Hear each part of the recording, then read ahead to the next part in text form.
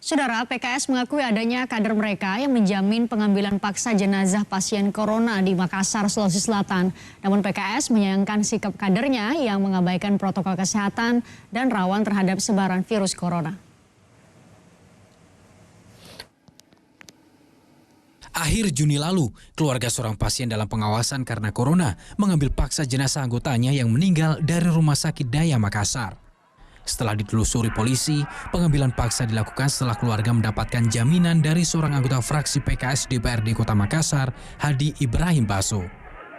Sikap kadernya itu diakui Dewan Pimpinan Pusat PKS.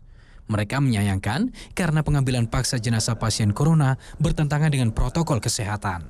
Seluruh pihak, termasuk kita yang di DPR ataupun quote and unquote para pejabat, tidak boleh mengambil inisiatif pribadi. Semuanya harus ikut protokol COVID-19. Protokol itu tidak bisa jalan kalau sebagian tidak mengikuti. Karena namanya pandemi, kalau seluruh 100% tidak selesai, dia akan muncul lagi. Pengambilan paksa jenazah pasien corona di Makassar terjadi di sejumlah rumah sakit. Polisi menetapkan 32 tersangka, 14 diantaranya masih buron. Tim Liputan, Kompas TV.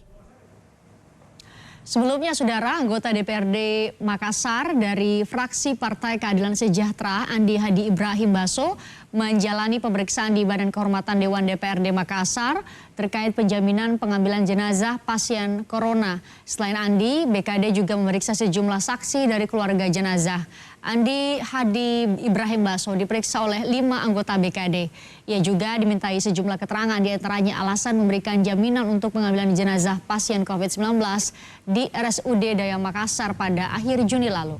Saat ini BKD DPRD Makassar tengah melakukan audit untuk menentukan ada tidaknya pelanggaran etika yang dilakukan anggota DPRD dari PKS tersebut.